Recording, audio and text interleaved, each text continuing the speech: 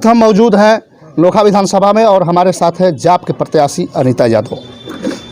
यहाँ की जो मुद्दे हैं खासकर बाहरी बनाम स्थानीय हो गया है और ऐसे में इनसे जानेंगे कि क्या कुछ मुद्दे हैं चुनावी मुद्दे जो कि नोखा जो विधानसभा क्षेत्र है पिछले 15 वर्षों की बात अगर करें तो यहाँ के लोगों ने एक बार एनडीए को मौका दिया, इसके बाद में आरजेडी के यहाँ के एक विधायिका रही, लेकिन कुछ लोगों की अगर हमने राय जानने की प्रयास किया तो लोगों में यही सुझाव आया कि यहाँ के जो मुद्दे हैं स्थानीय बनाम बाहरी है। आइए इनसे जानते हैं।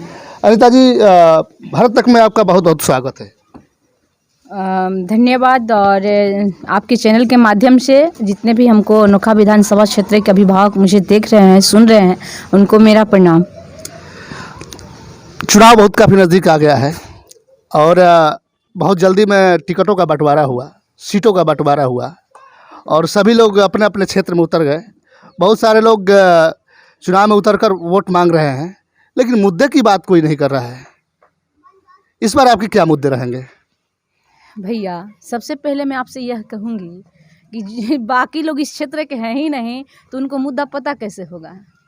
जो होता है ना कि वीरान गलियां हैं उनके लिए ना, यह वीरान गलियां। मैं चल जाऊं बम्बे, अब बम्बे के हमको एको गली के पते नहीं है कि बम्बे में कौन गली कहाँ पहुंचेगा, तो हम वहाँ के मुद्दा कैसे जानेंगे? तो जितने प्रत्याशियाँ हैं ना उनके लिए ये बम्बे है। उन लोगों को पते नहीं है कि नोखा विधानसभा क्षेत्र में मुद्दा क्या है। अगर मुद्दा भी जानते होंगे तो किसी के एक दो बताने पर जानते होंगे ना। उनको तो अपना ही क्षेत्र नहीं है कि वो मुद्दा की बात करेंगे। और जिनको जो क्षेत्रीय होते हैं उनको ना मुद्दा पता होता है। तो ये मेरा गांव है, ये मेरी धरती है, ये मेरी माँ है, इसने मुझे पैदा की है। यहाँ के गली गली को हमने देखा है, यहाँ के गली गली को मैंने समझा है, यहाँ के लोगों को मैंने समझा है। तो ये हमारा है, तो मुद्दा मैं जानती हूँ। बाहरी सभी लोग बाहरी हैं, उनको क्या मुद्दा पता चलेगा? अगर मुद्दा की भी बात करेंगे ना तो समस्या का समाधान नहीं कर पाएंगे। ये मैं आपसे वादा करती हूँ। इसलिए अभी तक यही हुआ है, अभी तक यही हुआ है कि मुद्दे को बात तो सबने किया, पर मुद्दा की जो समस्या है उसको हल किसी ने नहीं किया। अगर हल करने की कोशिश की होती तो आज़ादी के 74 साल बाद भी यहाँ के लोग रोते नहीं कि हमारे पास एक भी ऐसा मतलब कि हमारे पास मुद्दा का समस्या का हल भी होता है। रोते नहीं, ये समस्या एक एक करके हल हुआ होता। लेकिन आज तक जीतने के बाद में किसी ने कोशिश ही नहीं की, इसलिए कि उनके लिए ये गलियाँ जो है वीरान थी। दूसरे जगह से लोग आते हैं, वादा करते हैं, चले जाते हैं, आओ सनम जाओ सनम। इसलिए हम कहते हैं कि परदेशियों से ना अखियाँ मिलाना, ठीक है ना। ये लोग परदेसी है ना, चुनाव के समय आँख मिलाएंगे और चुनाव जीत कर चले जाएंगे। घर के लोगों को जिताएंगे तो केवाड़ी ठुकठुका के कहिएगा कि रे बचिया 22, तो पीछे से आवाज़ निकलेगा, हाँ चाचा बानी। ये समस्या है, ये बात है, ये मुद्दा है हमारे यहाँ का। स्थानीय और बाहरी क्यों न रहे? क्या नोखा विधानसभा के क्षेत्र के माई बाप नेतृत्व करे जैसन बाल बच्चा नहीं है पैदा के लिए? क्या इस मिट्टी में दम नहीं है? क्या इस मिट्टी में ताकत नहीं है? क्या इस मिट्टी को गर्व नहीं है? क्या इस मिट्टी को स्वाभिमान नहीं है? किस मिट्टी ने मेरी जैसी बच्ची को पैदा की है कि सारे लोग बाहरी और मैं स्थानीय हूँ? तो क्या यहाँ के लोगों को स्वाभिमान नहीं है? सब कुछ है भैया, सब समझते हैं कि जब तक हम ये चुनाव, और देखिए 2020 है ना, 2020 है तो पार्टी वालन के खीस है तो जनता को भी खीस है, समझ गए? पार्टी वाला खिसिया खिसिया के इधर उधर कर रहा है ना, तो जनता वाला भी सब इधर उधर कर रहा है, जनते लोग भी इधर उधर करेंगे। सब कह रहे हैं भगाओ सबको। गिरवी थोड़ी है जनता किसी का, गिरवी नहीं ना है कि हम आपको गिरवी अपने वोट को दे दिए हैं। हम अपने आप को आपको समर्पित करते हैं। जनता इस लोकतंत्र में स्वतंत्र है। इस लोकतंत्र में जनता इतना स्वतंत्र है कि निर्णय खुद ले सकती है कि हमको क्या करना है। टिकट तो सब पार्टी देता है, सर्टिफिकेट कौन देता है? आपको खुदे पता है। टिकट तो 1000 पार्टी से आदमी लेके आया है ना, लेकिन सर्टिफिकेट कौन देगा विधानसभा में जाने के लिए? जनता है।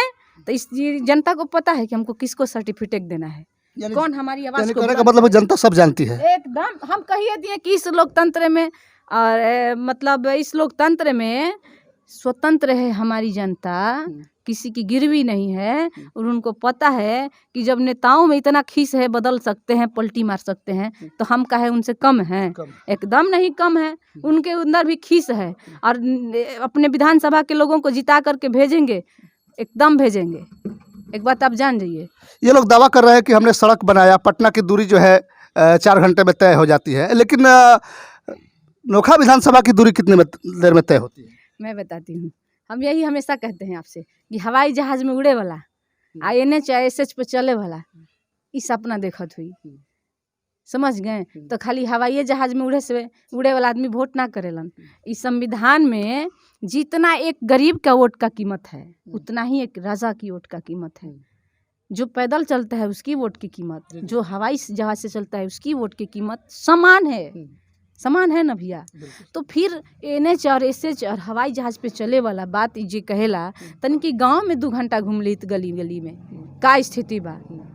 कम से कम गांव में घूमिए भैया, गांव की स्थिति जस के तस। और आप कहते हैं बिहार की बात, आप करते हैं भारत की बात। भारत की आत्मा गांव में बसती है और गांव आज भी लगता है कि वीरान है। यहाँ कोई नेतृत्व ही नहीं मिला है आज तक, आज़ादी के बाद तक। मैं वास्तविक बात कह रही हूँ भैया, आज़ादी के आज तक भी ऐसे ऐसे लोग मिलते हैं जिनका आज तक घर नहीं है, जिनके आज तक आज़ादी के बाद कभी गलियां नहीं बना है। और ये नेता जात पात के राजनीति करने वाले लोग देखते हैं कि कहाँ से हमको अधिक वोट मिलता है, वहाँ का गली बनता है।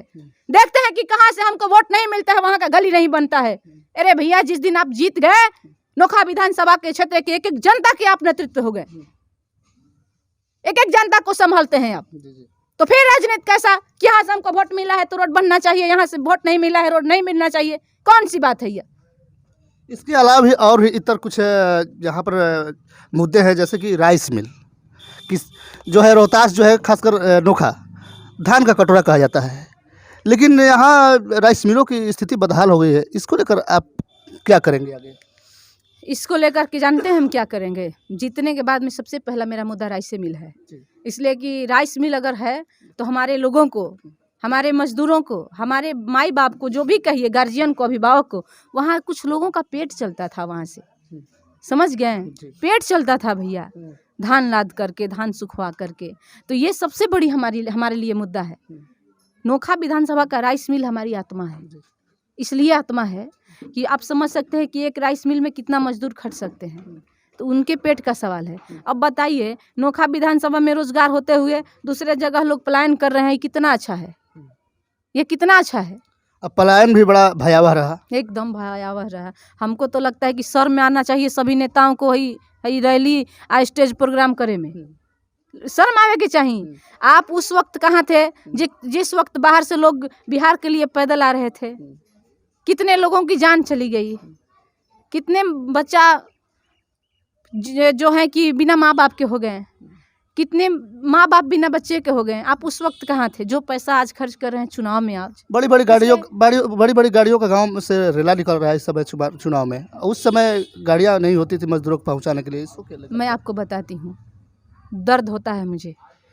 अब पता नहीं हम गलत कह रहे हैं कि सही, लेकिन मैं अपनी बात आपसे रख रही हूँ कि दर्द होता है मुझे कि जनता के दिए हुए टैक्स से, जनता के दिए हुए वोट से ये लोग सत्ता पर पहुँच जाते हैं, कुर्सी पर पहुँच जाते हैं, एसी में सोने लगते हैं और बात करते हैं कि इसका ये हम कह दिए आपसे कि शर्म आना चाहिए सभी नेताओं को। ये लोग बिल्कुल संवैधानिक बात नहीं करता है, बिल्कुल संवैधानिक काम नहीं करता है। अगर ये लोग संवैधानिक काम करता, अगर ये लोग संविधान को मानता, तो ये आज जो बड़ी बड़ी रैलियाँ में पैसा खर्च कर रहा है, इसका 5% भी अगर मजदूर को लाने में पैसा खर्च किए होता तो सारे मजदूर आसानी से अपने घर पहुंचते होते, और कोई बच्चा और कोई माँ बाप बिना बच्चा को और कोई बच्चा बिना माई बाप को नहीं हुआ होता, किसी के पैर में छाले नहीं पड़े होते, किसी को ये नहीं लगता कि इस डिजिटल इंडिया में भी हम घर पहुंच नहीं पाएंगे। भैया आप बताइए, बात करते हैं डिजिटल इंडिया की, बात करते हैं पता नहीं कितनी लंबी लंबी फेंकते हैं, लेकिन सच्चाई क्या है?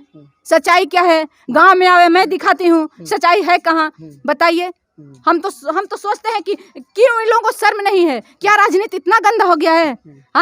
हम लोहिया जी को मैं पढ़ी हूँ, लोहिया जी कहते हैं गलत का विरोध करो, जो गलत का विरोध करना सीख जाएगा वही असली नेतृत्व करता हो सकता है। लेकिन इन नेताओं में मैं किसी की बात करती हूँ, किसी भी पार्टी विशेष की मैं बात नहीं कर रही हूँ, मैं हर पार्टी के लोगों की बात कर रही हूँ। हर वो लोगों को जो आवाज नहीं उठाया है इस महामारी में, इस कोरोना में कितने लोग भूखे मर गए, ये टीवी वाले भी नहीं दिखाए। मैं आपसे भैया हर लोगों को कहती हूँ, हर नेताओं को कहती हूँ कि आपको चुल्लू पानी में डूब के मर जाना चाहिए। कि आज आप कैसे मुंह दिखाने आए हैं उस जनता के बीच में, जो जनता बाप रे बाप कोरोना जैसे महामारी में बाहर से पैदल आए हैं, भूखे मरे हैं। आप उस टाइम कहाँ थे? आपको मालिक इसलिए जनता बनाई है कि आप हर दुख दर्द में साथ देंगे, और इस कोरोना जैसे महामारी में जब आप साथ नहीं दिए तो क्या उम्मीद किया जा सकता है? आपके जैसे, आप लोगों जैसे बेशर्म को चुल्लू पानी में डूब के मर जाना चाहिए, आना नहीं चाहिए जनता के बीच में। किस मुंह से आप आ रहे हैं हमको नहीं पता है, लेकिन हमको यह जरूर पता है कि आप लोग असंवैधानिक तरीके से वोट मांगने आ रहे हैं।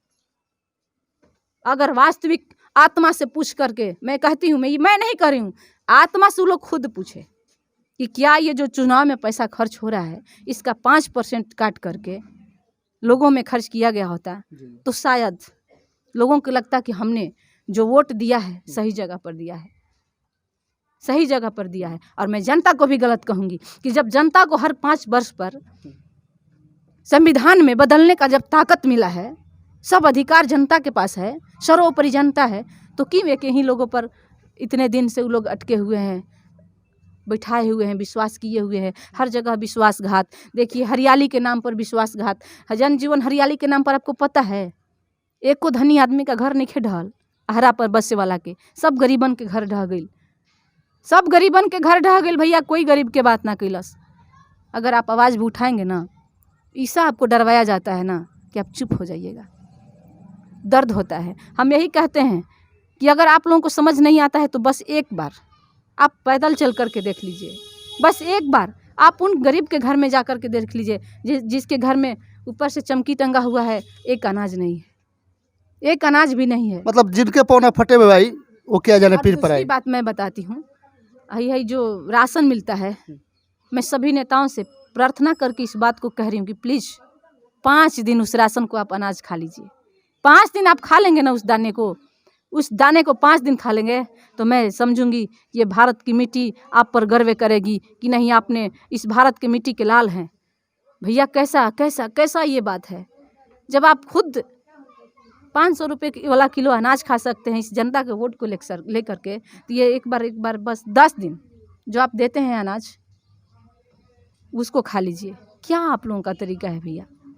स्कूल की वैसी स्थिति है, गरीबों के लिए अलग व्यवस्था, अमीरों के लिए अलग व्यवस्था। चिकित्सा की भी वही स्थिति है, गरीबों के लिए अलग व्यवस्था, अमीरों के लिए अलग व्यवस्था। एक बात मैं आपसे बता देती हूँ, अब जात पात नहीं चलेगा, अब अमीरी गरीबी चलेगा। जिसके पास पैसा होगा वो विद्वान होगा, वो महान होगा, उसको सब पूछेगा, चाहे किसी भी जाति धर्म का हो। और जिसके पास पैसा नहीं होगा, चाहे वो किसी भी जात धर्म का हो, लोग उन पर ताकेंगे नहीं। कहावत एक है ना कि पैसे वाले को जोड़ जोड़ कर लोग रिश्ते जोड़ते हैं, और जिनके पास पैसे नहीं हैं अपने भी पराये हो जाते हैं। ये हाल आने वाला है और ये हाल आ गया है। इसलिए मैं सभी जात धर्म के लोगों से कहूँगी कि इसको जवाब देना है वोट के माध्यम से। एक बार मैं बात कहती हूँ कि अगर आप लोगों को दिमाग में ये बात होगा कि अनीता यादव बड़ी बड़ी बात करती है, क्या अकेले क्या कर सकती है, तो मैं आपको बता देना चाहती हूँ कि एक चिंगारी भी बहुत बड़ा आग फैला सकता है। बस उसमें ताकत होना चाहिए, और वो ताकत आप देंगे। हो सकता है आपकी बेटी, आपकी बहन, आपकी बुआ एक चिंगारी बन करके बहुत बड़ा आग की गोला फैला सकती है। और इन नेताओं के बीच में जो बड़ी बड़ी वादा करके झूठ बोलते हैं और हमारे बीच से चले जाते हैं, और हमारी जो समस्या है जैसा कि तैसा रह जाते हैं, इनको मैं जवाब देने का काम करूँगी। बस एक बार आप अपनी बहन को, अपनी बेटी को, अपनी बुआ को आशीर्वाद दीजिए और विधानसभा में भेजने का काम कीजिए। आपको गर्व होगा कि हमारी बेटी, मैंने ऐसी बेटी को जन्म दिया है कि जो हमारी आवाज़ को इतना बुलंद की, ये हमें विश्वास नहीं था। शायद आपको भी विश्वास नहीं होगा कि आपकी बेटी, आपकी बहन, आपकी फुआ उस विधानसभा में क्या करेगी। तो ये थी जन अधिकार पार्टी के प्रत्याशी अनीता यादव, जिन्होंने बड़ी बेबाकी से अपनी बात रखी और यहाँ की जो लड़ाई है इन्होंने साफ तौर पर कही कि यहाँ पर बाहरी बनाम स्थानीय है, क्योंकि इनका कहना है साफ तौर पर कि जो स्थानीय लोग होते हैं वही लोगों के बारे में जानते हैं, गांव की गलियाँ कैसी है, लोगों की क्या समस्याएं हैं, इन समस्याओं से इतर ये काफ़ी रूबरू हैं और इसी को लेकर इन्होंने अपनी बातें कही। भारत तक के लिए इतना ही, देखते रहिए, नमस्कार।